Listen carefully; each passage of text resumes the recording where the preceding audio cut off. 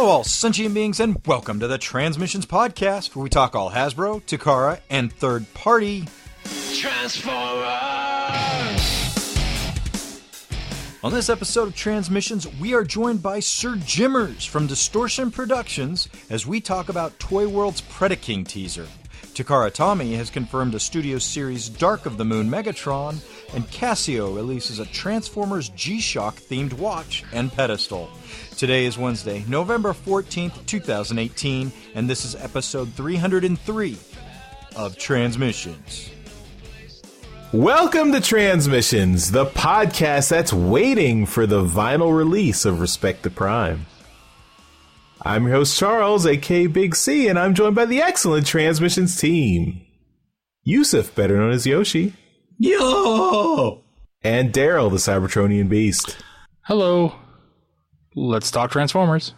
And we welcome a special guest this week, and we can ask him directly about that Respect the Prime vinyl release because it's Jimmerz. Are you trying to kill me? Are you trying to kill me? Oh my god. No. Vinyl, okay. Some of us own multiple copies of your album. Now we need it in multiple formats. We're going to try to do, I think doing a 10-inch of the Constructed Cold EP is a possibility. But, oh my god, it's just the expense of pressing vinyl is just, I don't even want to get into it, but we'll see what we can do. Well, why don't you tell all our listeners about Constructed Cold and Respect the Prime and what it is and why we would want that. All right. Well, Respect the Prime is a project that I started back in 2015 as a way to combine my love of industrial music with Transformers, and which are basically two things that I'm very nerdy about, and in some way sort of give back to the franchise that has given me so much joy throughout the years. And I have another project called Electronic Saviors, and it's a fundraiser to raise money for cancer research. So I figured doing an album that I could combine all of those things together.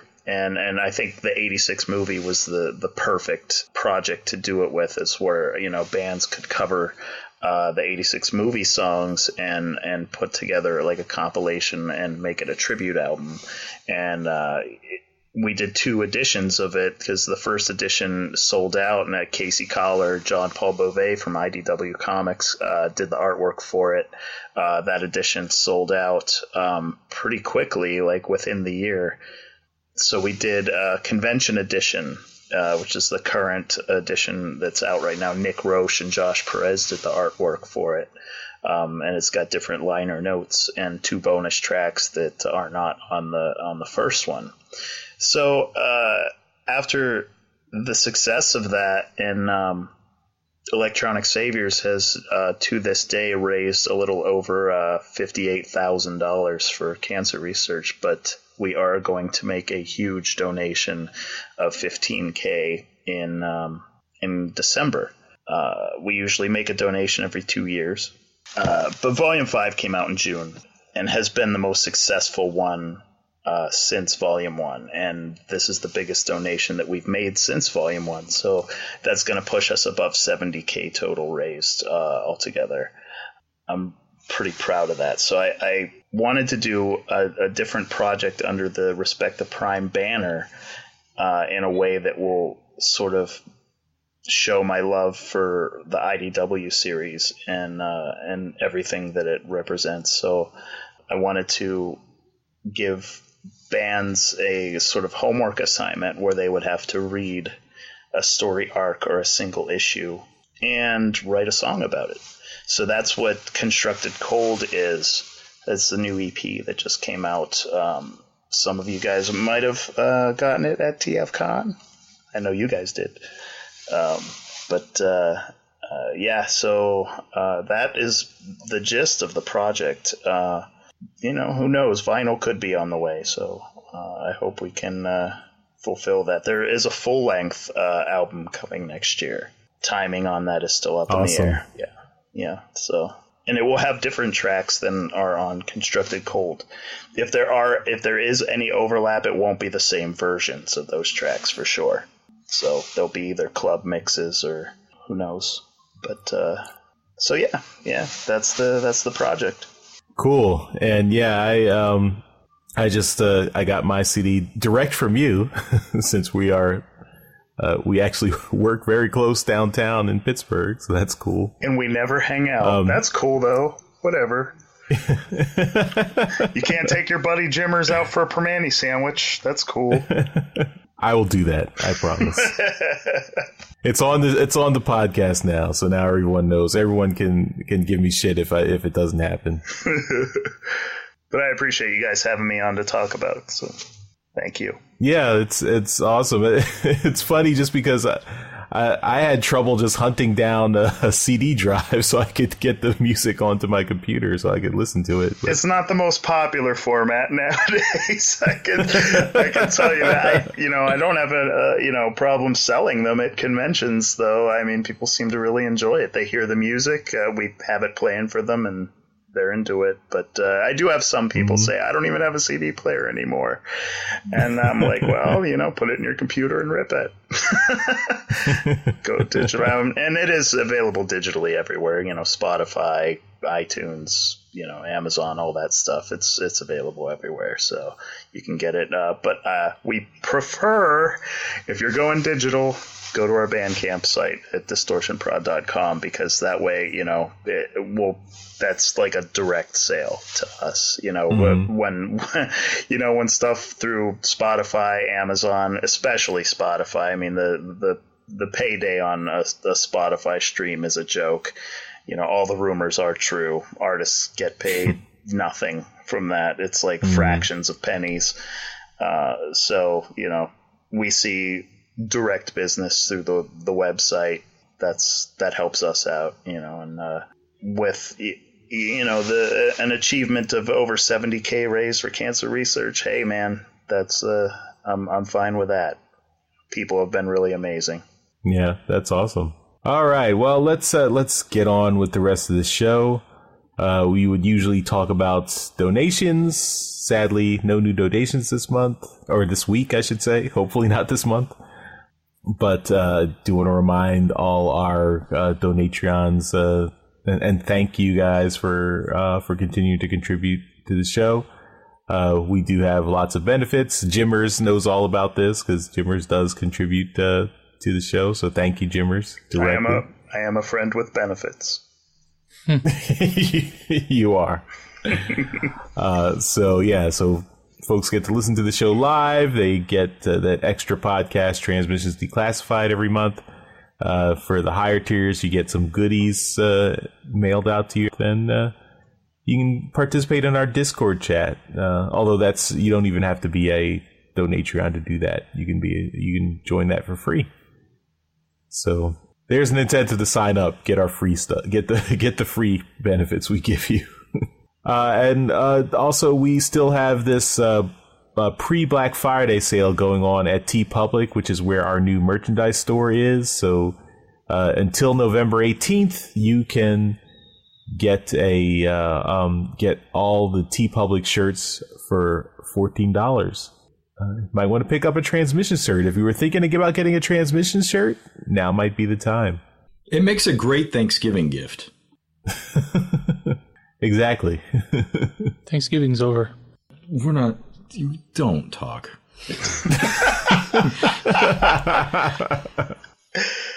Well, actually, do talk, Darryl, because we're starting off with some toy news. All right, so first up in toys this week, we got a teaser came out today from Toy World, and they're showing off a combiner. So Toy World is going ahead and continuing their combiners. We're looking at what appears to be, I don't really know, I can't tell quite, but it looks like it's Predaking. This is very definitely Predaking. The teasers. What's the giveaway? The teaser says that it's going to be 50 centimeters tall. So in American speak, that is 19.69 inches or 1.64 feet tall. It's going to be a biggin. So there you go. There's no image. It's just a black kind of outline of the combiner Predaking. So if you're a Predaking fan like me, look forward to what Toy World might put out. Next up, though, I do have something that really kind of caught my eye this week, and it was, made me chuckle a bit. This is the G-Shock Cross Transformers Master Optimus Prime Resident Mode. And this is a Casio watch with a housing that you can use as a stand to show off your watch. So if you're a watch person and really like to collect watches, this one comes with a stand that makes it look really nice. But that stand also kind of forms around the watch and turns into Optimus Prime. And it's goofy. It's kind of fun. It's shocking. It's G-shocking. It's G-shocking. It's got the G1 looking head. It's red and blue and got some gray in there. But it's big. It looks real big. Doesn't really say how big, but nor do we have a price on it here. I guess perhaps if I followed a link, I might be able to find it, but it's pretty large here. But I just think it's kind of fun to see the Optimus Prime. It even has a gun, 2 guns for this thing. Like it's a crazy looking thing. Now I just wanted to open it up to you guys. Does anybody actually do you guys even wear watches, Charles? I have a smartwatch, which was a birthday present earlier this year, so probably not room for a actual watch. Cool looking Transformers watch. I mean, that's part of my, I'm still trying to lose a little bit more weight, so need to track my steps and all that stuff. God, you just take, don't you? Can't be happy with 100. You got to take more. What do you think of this, though, Charles? Like, this is no, we're not hiding the fact that this is goofy, but it's a neat little add-on to what is simply a watch. Yeah, I mean, it does look cool. I mean, just the pictures as a statue. I mean, it's a little weird. I mean, I guess I would. I mean, like the fact that there's a matrix in there and everything. I just wish there was something a little bit more like Transformer-y that you could do with it. Like, can you like you remember the stand. Yeah. Huh? It transforms into the stand. And you're calling it a statue. This thing is fully articulated. It's an action figure. Okay. All right. I guess I don't, but you're not folding up the whole thing to become the watch, is it? Does the whole thing go in your arm, or just no? The watch is not transformable at all. It's just kind of think of the watch as the Matrix in his chest. Yeah. Okay. It sounds like Yoshi gets it. Yoshi, you get it. I have a small watch collection. Okay, Darryl. Yeah, my latest one being that Value Village watch that I showed off. Yes, okay, I remember. Hashtag bring back Value Village. So it's in the watch collecting circles I float in, people are obsessed with watches, watch brands, watch stands. I have never seen anything this geeky kid-like, if you will. Okay. So, I mean, the part of me that's a watch guy is like, cool. The part of me that's a Transformers guy is, how the fuck did they sell them on this idea? like who built the slide in that presentation room that said, we're going to sell 1 million units or this is going to be a build-on-demand thing. Like, I want to know that guy. I can tell you how they sold this thing. Okay. Casio was like, we're not selling watches anymore. What do we do? Hasbro came in, or had Takara. It looks like it's a Takara thing. Takara came in and said, we can brand them with or we can cross them over with Transformers, and we'll sell them to all of our crazy fans. You might be right. The funny thing about Casio is that their 80s watches are going through a major resurgence right now. They're selling like hotcakes. So I don't know if this could just be, we're going to throw some shit against the wall and see what sticks, I guess. I don't know. Mm-hmm. But yeah, it's fucking weird. There's a bunch of people who like watch stands and want to display their collection, and this one will definitely fucking stick out. That's for sure. Damn right it would. Jimmerz, what are your thoughts on watches? Hotcakes. Delicious. The fuck did that come from? You said sell them like hotcakes, and now I want hotcakes. It's cool. Darryl Jimmerz isn't with us anymore. It's cool. I mean, it's not something I would pick up. It's pretty out there. But I mean, I haven't worn a watch in quite some time. I just glance at my phone if I want to know what time it is. Mm-hmm. Yeah, it's cool. I mean, the engineering on it looks bonkers. Mm-hmm. You know, but it's not something I would pick up for sure. It's all right. It's strange. It's an odd that files under the category of oddball for sure. Yeah. It's also interesting. Didn't we discuss that Hasbro doesn't give their license to people who make toys that transform? Oh yes, but this is Takara. Epiphany, mind blown. Well, there you go. Yeah, so that's out there. If you are a watch person and looking for something kooky and crazy, yeah, there you go. But that's all I brought to the show this week. Yoshi, did you find something? No, Darryl, it's Jeremy's turn. Oh shit, Jeremy, what do you have? Nothing? Oh, you're not here at work like the rest of us.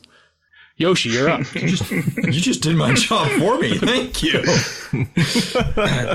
What I've got here is Hasbro China's Sword of Power of the Primes Predaking. It's quite a interesting title for this, but it's a sword for Power of the Primes Predaking.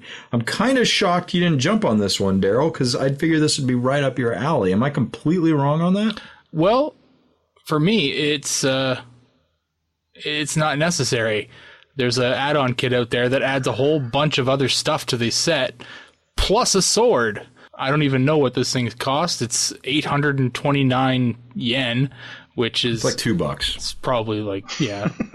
So, yeah, it's not much, but it's pretty cheap, but it's not all the other stuff is what I really want. So that's what I'm going for when I get my Predaking, is the add-on set that's coming out. But I didn't see the need for it. What I find interesting about these pictures that we can look at this sword is that every picture but like the second to last one does the color of the sword seem to match Predaking. I find that really weird. Kind of bummed we didn't get one with the US release. Well, this isn't with the Takara one. This is this is standalone. Yeah, it's an add-on okay. later. Yeah, it's an odd colored sword. I'll give you that. I don't know.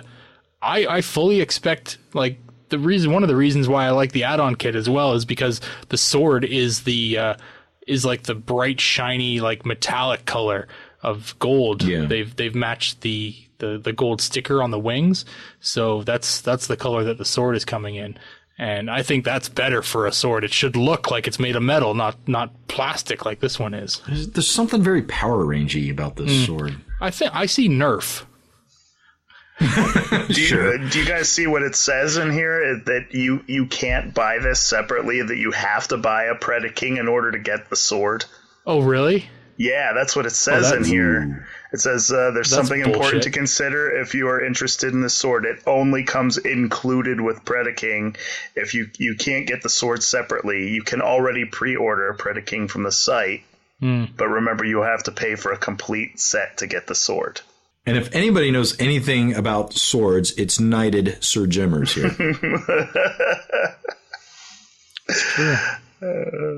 You're earning the title. I'm proud of you. I'm very proud of you. Thank you. So, Charles, do you need a letter opener? No, I don't get any physical mail anymore. The fuck are you talking about? You just posted something. That's an exaggeration. We'll talk about that in trips to the store. Okay.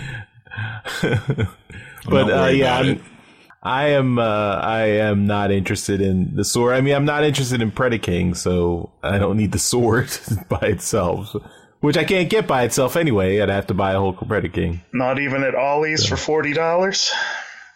Okay, then I'm interested. Yeah, if this shows up at Ollie's, Predaking shows up at Ollie's for $40 with the sword. Yep, it's instant purchase. It's an expensive letter opener. Well, it comes with the paperweight of Predaking. Well, that's what I brought, Charles. What are you going to close us out with, sir? All right, I have just a couple of topics. First, I would just want to quickly mention a rumor that looks like we have a listing on Midtown Comics that they're listing some new Power of the Primes Select Series figures. And these are variants on existing figures. So we've got a Red Swoop and a Ricochet figure, which I'm guessing Ricochet will be a repaint or recolor of Jazz. So if you have the Power of the Primes version of Swoop, you will know that his chest is blue, which I believe the original G1 toy was it the cartoon that was blue and the toy was red, or was it the other way around? I can't remember, but there was a variation in the toy coloring and the cartoon coloring. So this apparently is going to give you another variant in the new figure's coloring. Well, I can tell you that the toy is red as I'm looking at it, and a quick Google search shows the cartoon is blue. Okay, I guess this is going to give you a toy incarnation of the new Power of the Primes figure to match the G1 toy. And Ricochet was a Japanese figure that was one of the Target Masters, but was actually a recolor of Jazz, the original G1 Jazz. So if you're a fan of Ricochet, you can apparently pick him up soon from Midtown Comics. I think I have a club version of Ricochet. Was there a Fun Pub club version of him? Yes, is he I orange? believe there was. Orange and with flames Black. on. Yeah, I do Black have and him. gold. Yep. Okay. Just seeing if I had the right character there. Yeah, so we don't have any pictures yet, so this is still kind of rumor territory. It's just a listing on Midtown Comics, or I guess more than rumor if they're actually listing it as something you can order, but you can pre-order. All right, so my next item is more information on the Studio Series. So looks like Takara's Studio Series lineup from 19 to 33 is being shown with a confirmation of Dark of the Moon Megatron. So this is the I guess the tattered tractor trailer Megatron version. You know, can I say something about these figures, these Studio Series? As much as people bitch and moan about the Bayformers movies, and I'm one of them, I bitch and moan about them. This line seems to do very, very well. I mean, they're going all the way up to 30 of them. I had heard rumblings that this line sells better than the Generations line does. How is that possible? There's not much Generation stuff out there right now. Well, yeah, true, but, does that mean you have to buy these if there's nothing else to buy? I mean, just wait. I think there's a new, I mean, since the movie's been out 10 years, there's a new segment of the market that are nostalgic for live action movie figures, and they have disposable income now. I mean, that makes sense. That's what George Lucas was kind of hoping was going to happen with episode 1, but it never did. But yeah, I mean, I guess I can get that. You know, I understand that, but it's just it's shocking to me that they're really. I thought this line was going to be very limited, and there would be like maybe 8-12 figures, and that would be it. I mean, but they're really keeping this thing going. Yeah, I mean, I think these are they get a chance to really improve on the designs of the original movie toys and make them really nice. So I think that's part of it too. Well, let me ask you this. This is more of a question for Darryl, because he would probably know. Are there any figures here that weren't made in the vintage lines? I say vintage lines, but lines from the movies that didn't already exist. Yeah, that didn't like characters that didn't already exist back then. That didn't already have toys. Yeah. The only ones that didn't already have toys are ones that are. So the ones from the Bumblebee movie are the first ones; those are obvious. And then the ones from the Revenge of the Fallen, the Constructicons that are getting robot modes. Because I don't know whether you want to count the original ones, because they were just kind of component pieces of the Greater Devastator figure. But other than that, they've all had previous incarnations. Okay. Like, I'm just looking through this list. I didn't know if Crankcase had a figure before or... Yep. Okay. Yep, they've all had it. Yeah, so I think these are all... I don't think there's any difference between the Takara Tomy versions and the Hasbro versions, because we did talk about all the reveals at MCM Comic-Con last week that revealed a bunch of these, the Hasbro versions of these characters, so... Yoshi, any thoughts on these Studio Series figures, or are they a hard pass for you? Yeah, they're going to be a hard pass for me. Everybody knows why. I don't need to kick a dead horse. Kick that horse. All right, well, that's my toy topic, and that'll do it for toys this episode. So let's move on to some trips to the store. This is where we show off all the amazing Transformers stuff we got this week. We do this as a video that we show on YouTube, so you can see everything we got in beautiful high definition. But we will also put the audio right here in the show, so you can listen to us describe everything in detail. So without further ado, trips to the store. All right, let's talk about the stuff we got this week, starting off with Yoshi. I pulled a Charles, and at TFCon, I bought an action figure that I haven't opened. Yeah. This was the one figure I really wanted to buy this year, and for the people who are listening, this is a beautifully sexy sculpted Takara Tomy masterpiece Megatron MP36 with a logo I'd never seen before. Has anybody seen that logo before? Long life design, no. Yes, no. It indicates that you bought a KO. You are a dick. The person at the booth that sold this to me said this is like the highest prestige a toy can get in Japan. Wow. And so all I've heard is that this thing's a nightmare to transform, so I don't know who they bought off to put that logo on there. Super stoked. I really wanted... I know that the toy accurate face sculpt is coming out, but I wanted the cartoon one, so...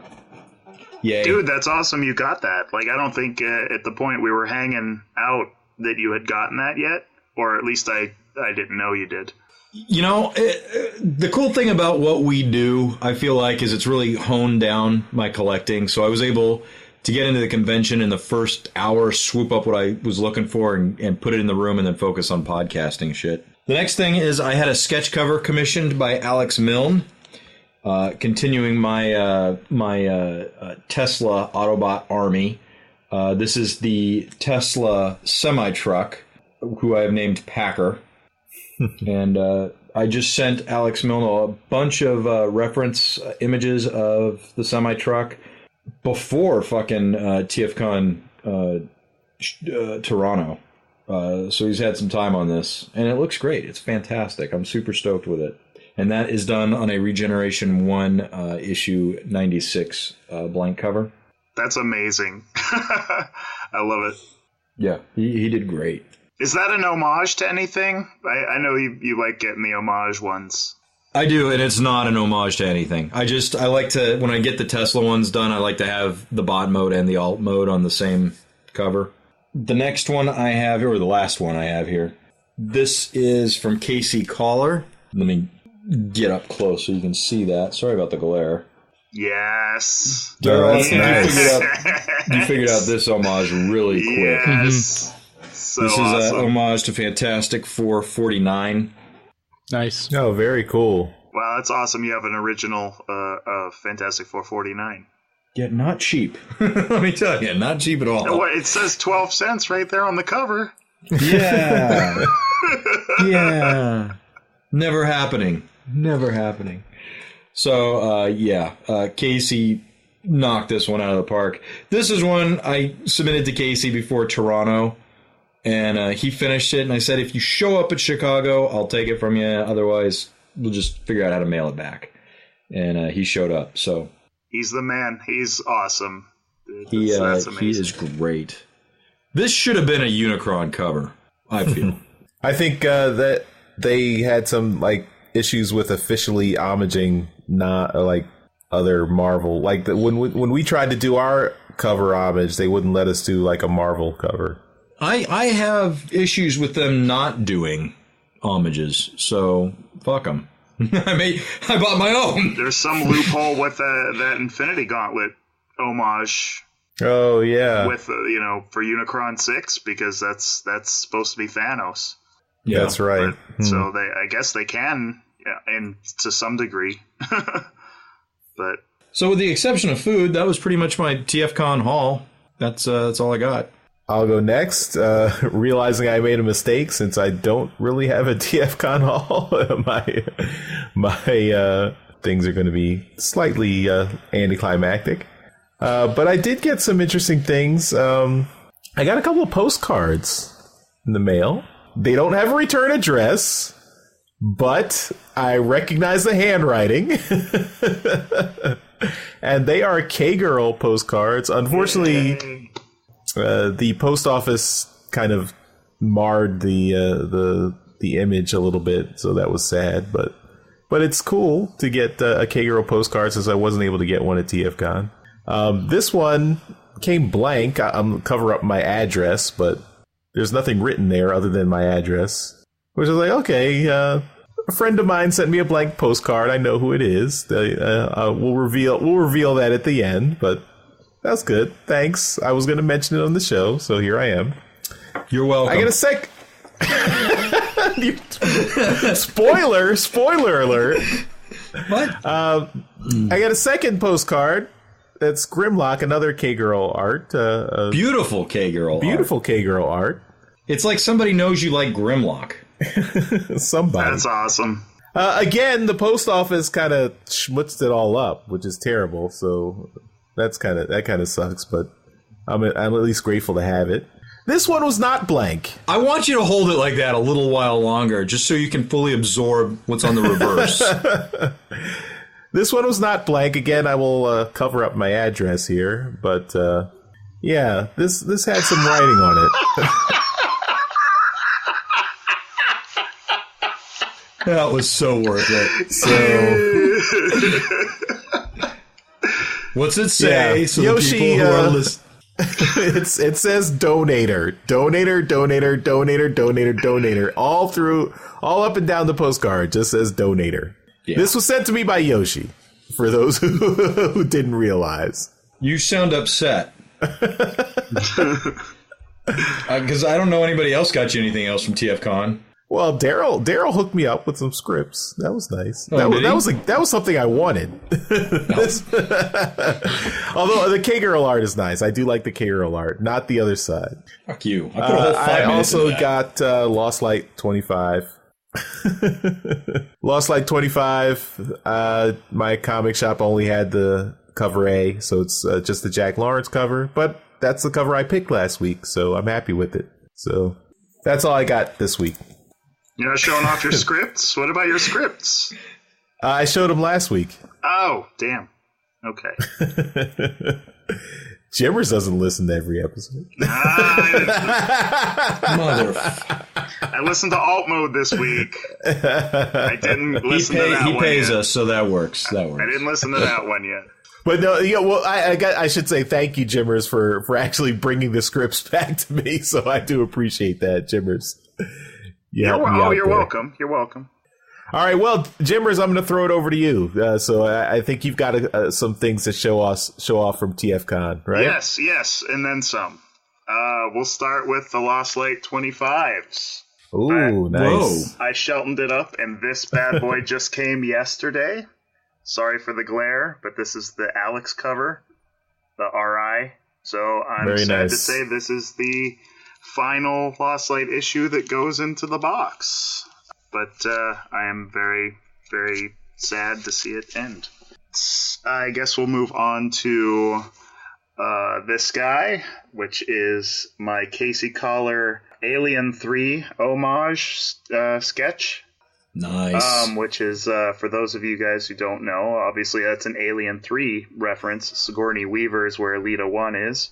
And the alien is Decepticon Squeeze Play. So when I pitched it to him, I said that I wanted something with Squeeze Play, and that he kind of always reminded me of a xenomorph. And if he could come up with something aliens related. So he did that, and I'm blown away. Casey rules. He is awesome. He's That good is people. very cool. Very cool.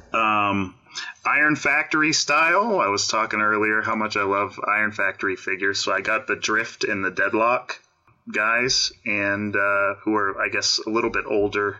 Like, I'm trying to get some of the older Iron Factory figures that I missed. So I also ended up getting Ultra Magnus, the City Commander one as well, and I love them. I'm an addict when it comes to this company, this line of figures. I think they're fantastic. And I have one more thing to show, technically two, because Darryl, I ran into an old friend, and he kind of wants to say hi to you. Oh, you son of a bitch. Hello, Darryl. Oh, you suck. Overlord.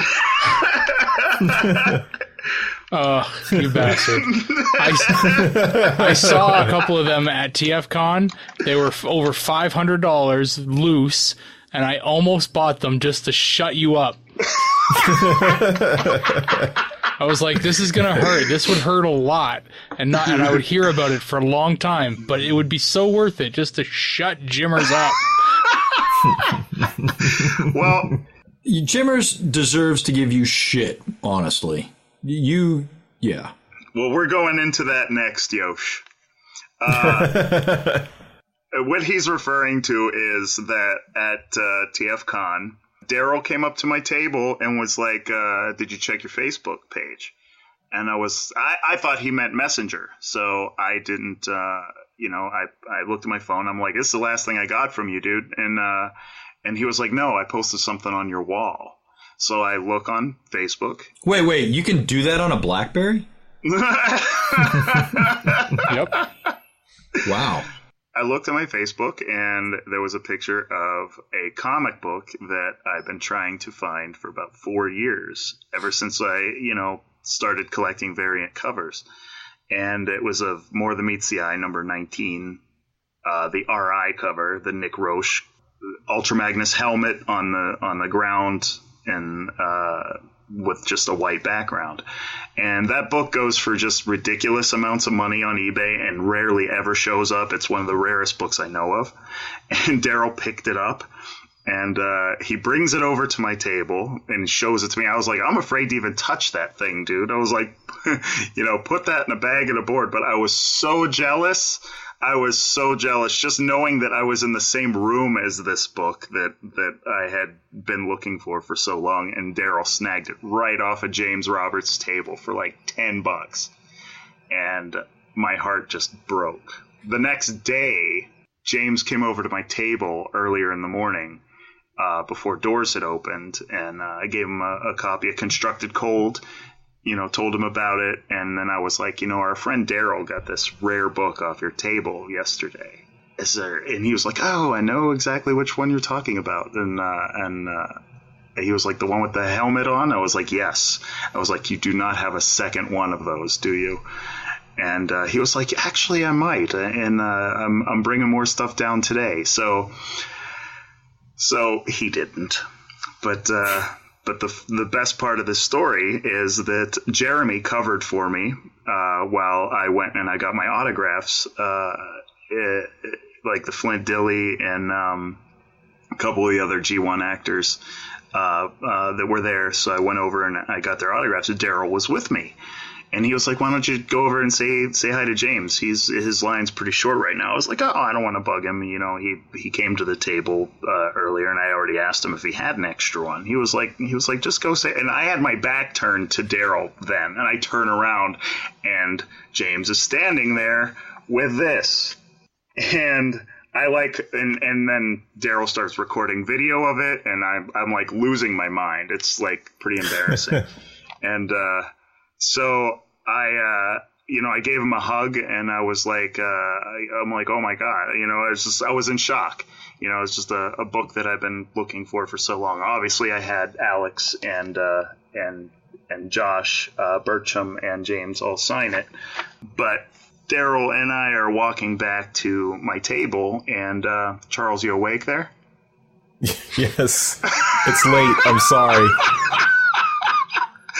So I'm walking back, and I said to Darryl, can you believe he had an extra one? And Darryl was like, that's mine. And that was like one of the sweetest things anyone's ever done. So, when we got back to the table, I gave He put you through hell the whole fucking weekend. Jeremy and I took a poll and voted Darryl a dick. He put you through physical and emotional trauma. Oh, I know. Do you remember when we were having deep dish the night before? And I was just like, you know what? It makes for a good story regardless. So, I love you guys. And, I had a really good time at TFCon. And, that just made the trip. So I greatly appreciate it. Still, I tell that story to all my comic book friends. And, they were like, wow, that was awesome. So that was awesome of you to do that. No problem, buddy. Thank you. But I had to turn the screws a little bit. I had to make it worthwhile. Oh, I know. I was like, he's getting me back for all that Overlord shit. Of course. But yeah, so that's what I got. That's what I got. So I'm very, very happy with it. I was the last variant of More Than Meets the Eye / Lost Light that I needed to complete. Now I'm just down to 5 issues left of covers that I don't have, the whole IDW continuity. Wild. Wow. It's impressive. And 2 of them are sketch covers that I think I can get if I want to pay the money for them. One's like a Spotlight Orion Pax Casey Collar sketch cover I think they have on that IDW Limited site. And one's like a Sal Buscema Revolution #1 sketch. But the other one's like this oddball drift Canadian con exclusive by Alex Milne. And there's another First Strike variant and then one of the Hearts of Steel variants. Those are like the last 5 books that I'm still looking for. But that's it for me. All right, Darryl, close us out. All right. Well, I'll try to get this done before Charles falls asleep again. Too late. Doesn't take much for Charles to fall asleep. Yeah, I got a couple comic books as well. Lost Light 25. I got the Nick Roach cover. It's a good cover, but I also got the Alex Milne cover, and Yes. because Alex is just a superstar, and I really wanted the Alex cover, so I made some calls and got it done. So many characters on that cover. oh, I know, it's amazing, yeah, and I got another 19 RI. No, I'm kidding. I just got it. They're like freaking. It's like water up here. 19 RIs. They're everywhere.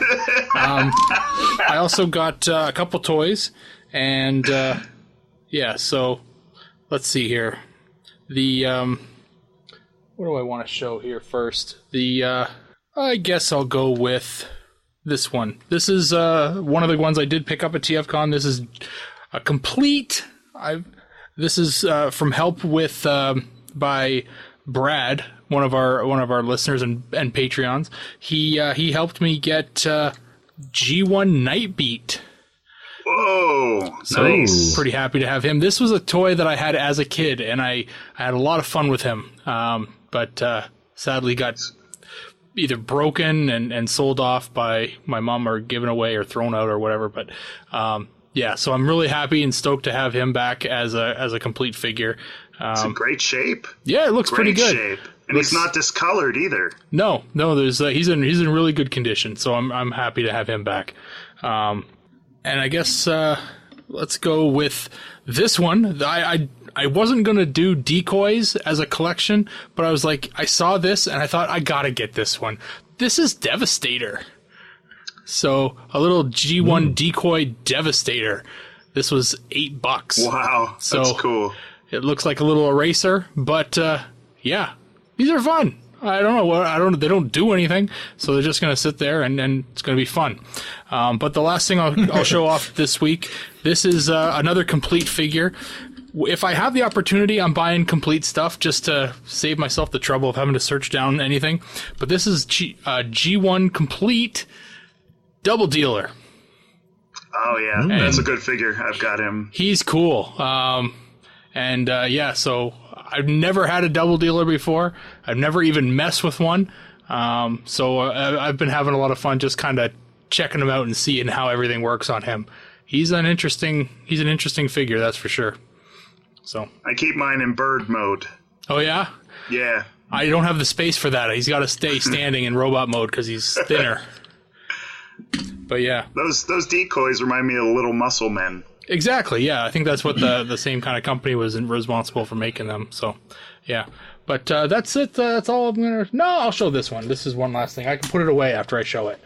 Thanks to Charles. He got me this. I paid him for it. But yeah, this is this is volume 1 of the Bumblebee set. This is the first movie stuff. With the G1 tapes, so there they are. I didn't open mine either, dude. No, I'm not going to open it. Not this one anyway. So that's the orange cassette in there and the green cassette. The orange cassette is clear plastic, so yeah. But it's cool. It's a really fun looking set. I doubt I'll do anything with it. If I open any of them, it'll be volume 2 with the Dino cassettes. They're the same cassettes, really. So. Yeah, just want to take a look and see how they kind of work and go together, but leave the volume 1 together. But that's it. Also thank Donatreon Dale he was the one who actually went to SDCC and picked those up for us. Oh, right on. Thank you, Dale. Yeah, and shipped them over to me, so thanks, Dale. Yes, right on. Thank you, Dale. All right, well, that's it for Trips to the Store. We're back from our trips to the store, and let's move on to some convention news. So Cybfest 2019 has been announced for this coming July. This is in my neck of the woods in Kent, Washington. In the past, these guys have had some artists and things that I wish I had been able to attend, but I haven't been able to. I'm keeping my fingers crossed that I can go this year. So I'm just going to keep my eyes on the website, and we'll update convention news as things show up. Jeremy's hosting an IDW Transformers retrospective panel at Wizard World Madison this year. It's going to be on December 1st. That's a Saturday between 1:30 and 2:15. That'll be in room 6. And just go and support. He's also playing. Just go and support Jeremy. Yeah. Even if you don't care about Transformers. I don't know why you'd be listening to this, but just support Jeremy. He needs it. He needs a win, guys. He's also planning to do an introduction to podcasting, a panel for that over at Wizard World. And he's still narrowing down the time and the room and all that good stuff. So we'll let you know when we know when he knows. And that's it for convention news this week, Charles. All right, well, stay where you are, Yoshi, because you're going to do some feedback. Shut up! So if you'd like to leave us feedback at Transmissions, please check us out at transmissionspodcast.com/feedback. There you will be presented with every single conceivable way to contact us with your questions or feedback. Email, social media, Darryl's home address, any of those things that you want to get off your chest to us. Just feel free to hit us up at transmissionspodcast.com/feedback. And this week in our email, Augustine has sent us an email and writes, Dear Transmissions team, I collect G1 Transformers. Some of these figures are so rare and iconic that they are among the holy grails of collectors, which makes them extremely expensive on the secondary market. Examples could be figures like Overlord, Monstructor, Metalhawk, Dazarus, and so on. So here comes my G1 dream question. Why are Hasbro and Takara not making reissues of these? There have been some series of G1 reissues throughout the decades, commemorative series, Takara collections, Encore, Platinum editions, but there is only a limited number of these figures that were ever made. So why not do more G1 reissues? Perhaps a few figures every year? If companies have old designs, how much could it cost to make new editions of iconic toys? Isn't it cheaper than coming up with new figures all the time? I would buy G1 reissues any day of the week rather than the Transformers toys that are being put out these days. What do you guys think? Let me know. Augustine. Let's jump to you, Darryl. You're the toy guy. You know all about toys. Why can't I walk into my local Ollie's and find G1 anything? I don't know about Ollie's, but so okay. First of all, the old G1 figures were much more expensive to make, so the costs are a lot higher. Now, whether or not the collector market will continue to buy them is beside the point. It's been discussed on this show as well as a lot of other places. A lot of other people really do know that the collectors really only make up maybe 20 to 25% of the people that are buying Transformers. The other 75% are the actual target market, which are kids. And we always have to remember that that's what this market is for. That's what these toys are for. But as far as like producing reissues and stuff like that of older, expensive, or hard to find figures, I would be for that. But you got to remember, some of these molds don't exist anymore. The reason why we don't get reissues of the Dinobots is because those molds are gone. They were destroyed. Some of the even some of the original G1 stuff is just gone. It just doesn't exist. So characters like Overlord, Monstructor, Metalhawk, and Dazarus would be fantastic. There's a chance those molds don't exist. They might be gone, which would in turn make their toys that much more expensive. Nobody in the collecting market may know for sure, but people that would work for Takara and or Hasbro would know, whether those molds do exist still. We did just see recently with the last run of the Collectors Club, they found the molds for some Pretender shells, which were long lost stuff. And we just saw the release of the tapes, which we were talking about just on trips to the store. So they're finding some stuff, whether this is on purpose or by mistake, and then they're just kind of throwing it out there. You know, this stuff is kind of getting put out in pieces. And with the re-release of some of these current reissues, there's hope that a reissue line will come about. As far as them remaking old designs, if you watched the Toys That Made Us show, the episode on Transformers, the original G1 designs were done in wood. So those old G1 designs they're gone, like the stuff that they made the molds from. So if you were actually going to try and remake, say, Grimlock, because that mold is gone, so if you were going to start from scratch and re-engineer it, it'd be a really expensive process, and the toy itself is not worth it. So that's why they don't remake it. What they're looking to do is they're looking to find a mold that's just sitting there and just kind of pour some plastic in it, spit it out, and put a box around it and sell it. But yeah, it's an interesting kind of question, because yes, Augustine, you're right. The collector market will buy reissues all day, every day. But some of these rare figures, part of what makes them rare is the fact that they may be the last of their kind. Do you have a story of a rare figure that you've wanted but you ended up getting a knockoff or a reissue? I don't think so. I think I've been pretty good at not getting any kind of knockoffs. But sometimes it is hard to tell with the reissues. I know that every now and then I'll come across some reissues or some KOs at the comic book store when I'm going through their stuff that they get in. There's a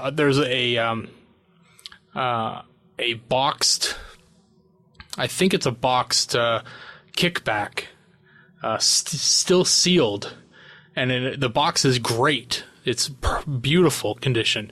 And when I first started there, the owner brought me down and showed me all the Transformer stuff. And he said, "This box is full of our sealed or our box Transformers." And I opened it up and took a look, and I said, "This one here is a knockoff." And he's like, "What?" He's like, "Oh yeah, this is, you know." And I showed him all the places where some of the telltale signs that were knocked off, and he was a little disheartened by that, but you know.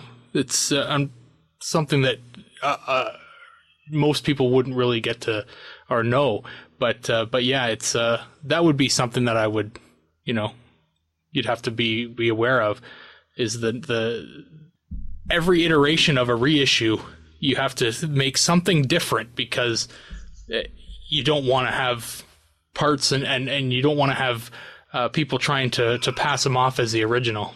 That would be my right. That would be my hope for it, because I'm all for the reissues, but I don't want them to take anything away from the original. Gotcha. Jimmerz or Charles, you got anything to add?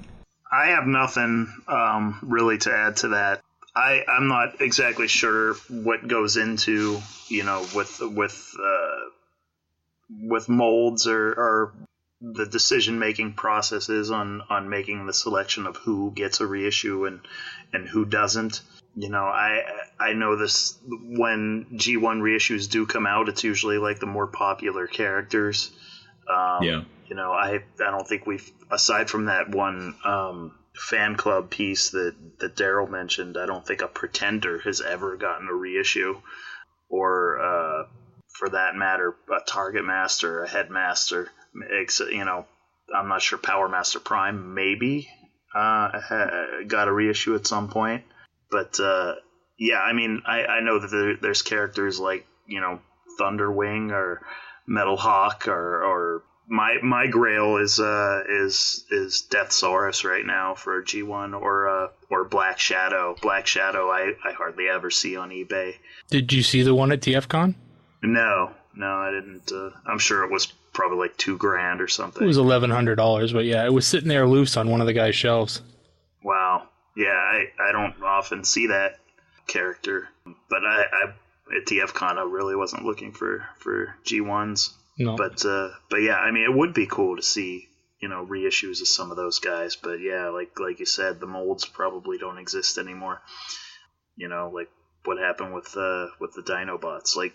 But couldn't they just 3D print like something from like the original, or just like a get a G1 Grimlock that exists and just like 3D print? As soon as you start doing that, though, then the price of the figure is already going up, though, because now you can't just take a mold and price up the cost of pressing that mold and shipping it. Now you have to pay somebody also to configure that and put that together. Yeah, that's true. My only sense is that we probably, it looks like from Hasbro's point of view, it doesn't make much sense to reissue rarer figures, because from their point of view, if they're rare, they must not be very popular, so they probably won't sell if they reissue them. I think with one special case would probably be Overlord, since Overlord has become, I guess he got new life in the IDW media and other stuff, that he got reissued a Titan's Return toy. If I judge by all the surplus stock at Ollie's, that Overlord toy didn't sell that well either, because there's like buckets of Overlords left over at Ollie's that are, they're there for like half price. That's crazy, because I never even saw an Overlord in the wild here. Well, then I better pick one up for you then. I have him, but where did I end up getting him? I ordered him from HasbroToyShop.com, but I never saw him in a store here in the Pittsburgh area. Oh, yeah. But that happens with later wave figures, and then, like that, what was it, the Titans Return Wave 5 with Misfire and them? I never saw that in stores either, But, yeah. But people were finding them at Ollie's too. Yep. Yeah, so I think maybe it might make sense to reissue that G1 Overlord if they were able to, but for maybe some of the other Lost Lighters too, like Brainstorm or Chrome Dome, or maybe not the Whirl figure. But yeah, it's. I think from Hasbro's point of view, they don't view it as helping out collectors. They view it as what's gonna sell better. So that's probably where the disconnect is. I'll throw in this last thought. We've been very fortunate that this year we got a cinematic re-release of the '86 movie, and Walmart's got the exclusive G1 line, and it's like, Hasbro's worst fear is kind of being realized. Like, Walmart's having trouble keeping these figures on the shelves, at least from what I'm reading and what I have at my local stores. They're having trouble keeping them on. They're selling out constantly. And, I can see that being an issue. Like, these things are selling like hotcakes, and now they hopefully have to think about, well, can we release anything else? What are our options, et cetera, et cetera, et cetera. And the Dinobot line is a popular enough line. Maybe they would put somebody into recreating that Grimlock mold. I'm hopeful. But that is a great set of questions, Augustine. Thank you so very much. And we're going to move on to another email from Toxic Wheels, who writes, I like the Bay movie designs. And now that I have Studio Series Blackout and Scorponok, I am eagerly awaiting Bone Crusher and the Constructicons. Studio Series to me is as good as Masterpiece.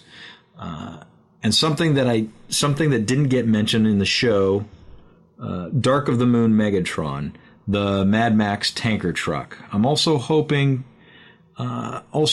with SS Devastator. What's Studio SS Series? Studio Series Devastator. Thank you.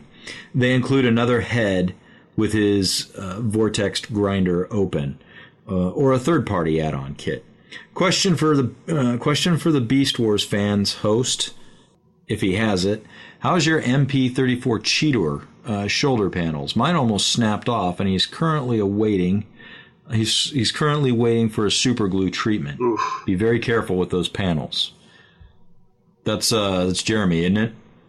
Yeah, that's probably a question for Jeremy, but I don't know does Jeremy have Cheetor? I don't think he does. I don't think so. I don't think anybody does. Oh, you do? Oh, you do, Jim? Okay. Yeah. I have a Cheetor, and I didn't. I'm paranoid with my Masterpiece figure, so I don't like if they come in robot mode, they stay in robot mode. If they come in car mode, I transform them once, and then they go on the shelf for display because I'm nervous about breaking them. So Gotcha. I did not fiddle around with him too much. I transform. I think he came in beast mode, and I transformed him, and then that he's been on the shelf ever since.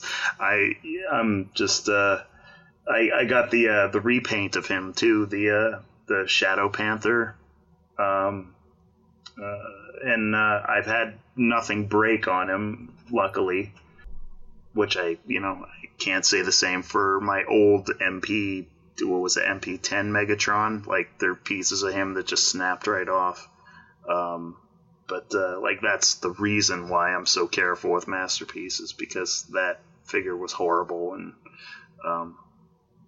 but I'm sorry that Brendan Toxic Wheels had such bad luck with his. But that's brutal, man, because these figures are not cheap, and to get one and have something break on you is just. That's the worst. Well, thank you for your question, Toxic Wheels. Appreciate it. And if you'd like to leave us feedback, hit us up at transmissionspodcast.com/feedback. There you can leave us a voicemail that we can play on the air, or you can send us an email, or you can send us a social media message if you want to be heard. So please do that, because we love answering feedback. And that's it for feedback, Charles. All right. Well, that will take us to the end of the episode. Again, want to thank Jimmerz from Distortion Productions for joining us this week. Thank you guys for having me, man. Thanks for your money. And come back on Friday to check out Jimmerz helping us out in reviewing Unicron number 6, the final issue, closing out the IDW Transformers saga. And talking some more Transformers comics and media and stuff. Cool. And go to distortionprod.com to pick up your copy of Respect the Prime Constructed Cold. I should say the Constructed Cold EP. And you can also get the other releases of Respect the Prime and the Electronic Saviors releases as well. So and all the lovely Distortion bands that we have. Those two. All right, everyone. We'll see you next time. Bye-bye. Bye. See you guys. Later. Hey everyone, thanks for listening to this episode of Transmissions. But just because this episode is over doesn't mean the Transformers fun has to stop. Join us and other Transformers fans on our Discord chat server by visiting transmissionspodcast.com/Discord. If you would like to learn more about how you could support the Transmissions Podcast, just visit transmissionspodcast.com/support. Thank you all for listening, and we'll see you again next week.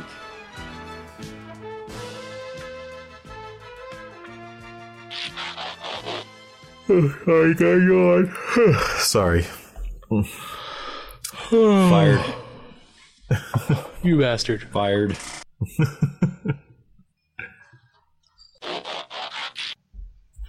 We're not...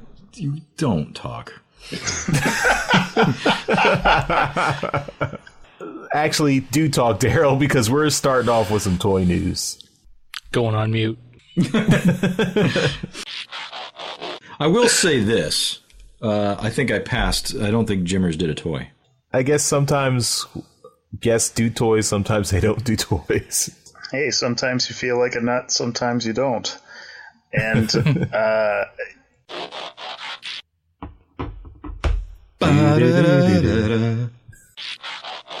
Charles, that's a nice shirt you got going on there, bud. Thank you. I'm familiar. I picked it out special for this episode. He barely fits in it anymore. Look at that. You need to send him a smaller size, Jimmerz. I'll just put it in the washing machine like for 10 hours. So get ready, Yoshi. Huh?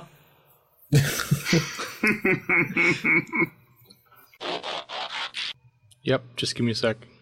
There it goes. Okay. All right. All right. Good. Get going. Welcome to the... Why haven't you started yet? Are we recording? Mark. Oh, we're still recording here. Okay, cool. Donator.